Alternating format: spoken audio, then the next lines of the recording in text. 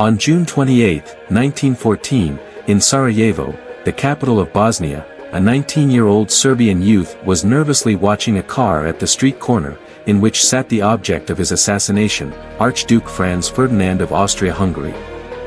The opportunity was fleeting. He had no time to detonate the explosives he was carrying, so he directly drew out his pistol and pulled the trigger. The first bullet pierced through the car door, hitting the Duchess's abdomen, while the second bullet struck the Archduke's neck, severing the jugular vein. The Archduke and his wife were killed on the spot. A day later, the news spread across Europe through newspapers, but at that time, the French were focused on the political scandal involving the former Prime Minister's wife shooting a journalist, while Britain was troubled by the Irish independence issue.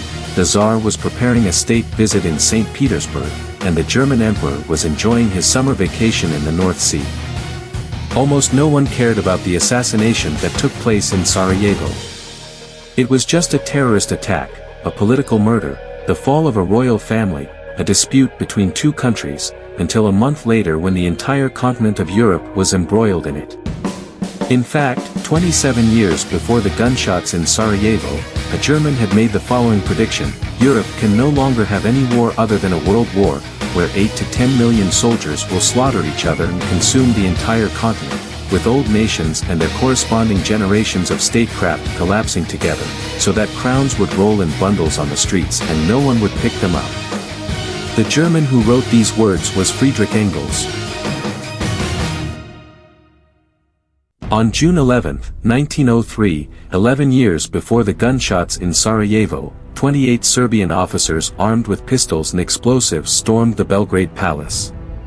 They dragged the royal couple, who were hiding in a wardrobe, out and shot them to death in a chaotic scene, then tossed their mangled bodies into the garden. The mastermind behind this military coup was named Dimitrijevic, nicknamed Apis. He was a fervent Greater Serbian nationalist, unsatisfied with the king's appeasement policy towards the Austro-Hungarian Empire, which led him to decide to launch a coup, to strike down the national traitor. But what is Greater Serbianism? This must be traced back to the history of Serbia. In the 6th to 7th centuries AD, a branch of the South Slavs migrated to the Balkan Peninsula and, under the influence of the Byzantine Empire, converted to Eastern Orthodoxy. They established their own state in the 10th century and reached their zenith in the mid-14th century. Unfortunately, the dream of Serbia as a great power had barely begun when it was interrupted by the newly risen Ottoman Empire. After the defeat in the Battle of Kosovo in 1389, Serbia entered a 5-century period of Ottoman rule, and it was not until the Ottoman Empire declined in the late 19th century, with the support of Russia, that Serbia regained its independence. However, this newly born country was not satisfied with its existing territory. It needed more population, resources, and access to the sea. For this reason, it made two claims. First, any land that belonged to the Kingdom of Serbia should be inherited by it, and second, any place where Serbs live is its territory. Combined, these 2 points constitute Greater Serbianism. As a result, Serbia would inevitably come into conflict with neighboring countries. This includes both Albania, which once belonged to Serbia but is now occupied by Muslims, and Bosnia, which did not originally belong to Serbia but is now occupied by Serbs. The former has the Ottoman Empire as its backer, and Serbia, supported by Russia, naturally does not take it seriously. However, the latter has the Austro-Hungarian Empire as its backer, and even if Russia personally enters the fray, it needs to weigh its options carefully. In an attempt to appease Serbian nationalist sentiments, the Austro-Hungarian Empire opted to take the initiative to show goodwill, providing Serbia with substantial loans and signing very favorable trade agreements. However, these agreements were undoubtedly seen as acts of treason by Greater Serbian advocates, ultimately leading to the shocking assassination that sent shockwaves throughout Europe. After the coup, relations between the two countries rapidly deteriorated, followed by a series of trade conflicts that led to Serbia's mounting debt and soaring unemployment. In 1908, the Austro-Hungarian Empire formally annexed Bosnia, bringing the relations between the two countries to an all-time low. Against this backdrop, Apis, the mastermind of that year's coup, established the organization Death Rather Than Division, also known as the famous Black Hand, whose emblem consists of a skull, a vial of poison, a dagger, and a bomb. Each member is required to swear during the initiation ceremony that they will spare no effort to complete the unification of Serbia. In early 1914, the Black Hand targeted an important figure, Archduke Franz Ferdinand of the Austro-Hungarian Empire. The reason for the assassination of Ferdinand was not because he was particularly cruel to the Serbians. On the contrary, as a representative of the Austro-Hungarian Dove faction, Ferdinand had been committed to improving the political status of Bosnia. However, this threatened the unification ideal of the Greater Serbianists, because a moderate reformist was far more worrisome than a radical hardliner. Ultimately, Apis decided to eliminate Ferdinand, but the task had to be done with utmost secrecy, absolutely not allowing the Austro-Hungarian Empire to catch any evidence. Thus, 19-year-old Gavrilo Princip appeared on his list. He was a Serbian student from Bosnia who, during his studies in Belgrade, was exposed to Greater Serbianism, instantly feeling that he had found his life's direction and was determined to dedicate his life to it. In June 1914, with the help of the organization, he successfully infiltrated Sarajevo, waiting for the final opportunity to assassinate the prominent figure. Almost at the same time, this plan was discovered by an official undercover agent hidden within the Black Hand. A few days later, a detailed report was laid on the desk of Serbian Prime Minister Nikola Pašić. The 69-year-old veteran prime minister had ruled Serbia for as long as 11 years, experienced a palace coup, fought a tariff war, single-handedly formed the Balkan League, and smoothly handled the Bosnian crisis. In the turbulent Serbian political arena, his ability to hold power for so long was entirely due to one thing: opportunism. On the one hand, he was well aware that Serbia was just a small country and had to maintain a balance between several major powers. On the other hand, he also had to bow to the domestic nationalist forces, using every means to satisfy their insatiable territorial demands. To be fair, he did this job quite well. During the two Balkan Wars from 1912 to 1913, he took advantage of the contradictions among the major powers and expanded the territory by more than double. But soon he found that the faster Serbia expanded, the greater the appetite of the Greater Serbianists became.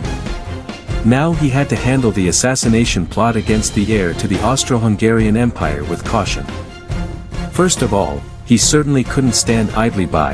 If this assassination triggered a war with the Austro-Hungarian Empire, it would be a disaster for Serbia. But he also couldn't directly inform the Austro-Hungarian Empire. After all, he was very clear about the fate of the last traitor. In the end, he chose a middle way, conveying through the ambassador to Vienna in a veiled manner that the Archduke's visit to Bosnia on June 28 would severely hurt the feelings of the Serbian people, and among those Serbian youth serving the Austro-Hungarian Empire, there might be someone who would load his rifle or pistol. Such a hint was already the limit of what Pašić could do, and the rest was just prayer. On June 21, 1914, 7 days before the gunshots in Sarajevo, news from Belgrade reached Vienna. However, this news was not taken seriously by the Austrians, as they had more pressing issues to deal with. At this time, the ruler of the Austro-Hungarian Empire was the 83-year-old Franz Joseph I. The old emperor ascended to the throne at the age of 18, coinciding with the 1848 Pan-European Revolution, during which the entire empire nearly disintegrated. Since then, he successively lost control of northern Italy and the German regions in the Franco-Austrian War and the Austro-Prussian War. Finally, in 1867, he had to bow to the domestic Hungarian nobility and established the Austro-Hungarian dual monarchy, barely supporting the almost collapsing nation into the 20th century. However, the Austro-Hungarian system had a fatal flaw: the empire was not only inhabited by Austrians and Hungarians. The Czechs in the north, the Ukrainians in the east, the Italians in the west, and the Slavs in the south all wanted to put forward their own political demands, but these demands were usually vetoed by the Hungarians, who did not want anyone to share their rights. To some extent, Vienna had already been held hostage by Budapest. Such a deformed political system greatly intensified the national contradictions within the country, so much so that for a long time, European politicians referred to the Austro-Hungarian Empire as the sick man of Europe, believing that it would soon follow the footsteps of the Ottoman Empire. But the elderly Emperor Franz had no strength to solve these problems. His only son, Crown Prince Rudolf, committed suicide in 1889, and his wife, the famous Empress Elizabeth, was also assassinated a year later, unfortunately passing away.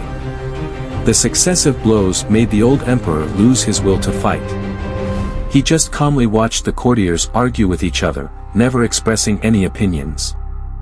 Fortunately, within the Austro-Hungarian Empire, there were still people who hoped to change the status quo, and this person was Archduke Franz Ferdinand.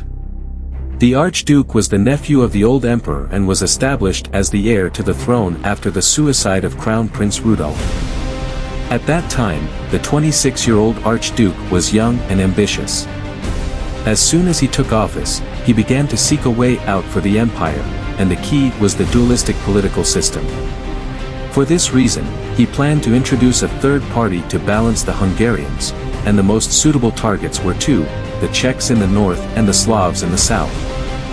The Czechs have been a prosperous industrial area since ancient times and are difficult to be completely controlled by Vienna, while the South Slavs are generally poor and ignorant. The Czechs and Hungarians have historical disputes and will inevitably firmly rely on Vienna.